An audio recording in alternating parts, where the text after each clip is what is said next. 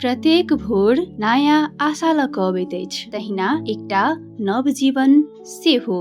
जखन शिशु जन्म लैत अछि ओ अपन आँखि खोलऽ के संगे संगे ओकर जीवन के शुरुआत करैत अछि। मुदा जीवन अधिकार कहिया पाओत?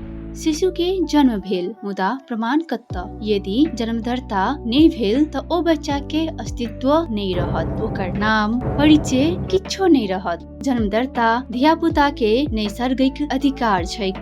जन्म लेला के 35 दिन भीतरे अपन स्थायी ठेकाना के वार्ड कार्यालय में जाकर जन्मदाता बनाओ। जन्म दर्ता करबाक लेल आवश्यक कागजात: माय बाबू के नागरिकता प्रमाण पत्र के प्रतिलिपि, सूचक के नागरिकता प्रमाण पत्र के प्रतिलिपि।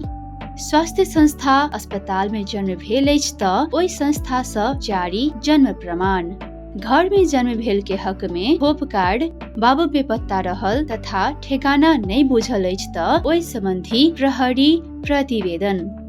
बच्चा के उज्जवल भविष्य इहे कागजात में आधारित अछि आ ओ कागज अछि जन्मदाता प्रमाण पत्र। पहचान, अधिकार, सम्मान सबके शुरुआत अही से होइत अछि। प्रत्येक बाल बालिका के उज्जवल भविष्य के लेल आइए जन्मदाता बनाओ।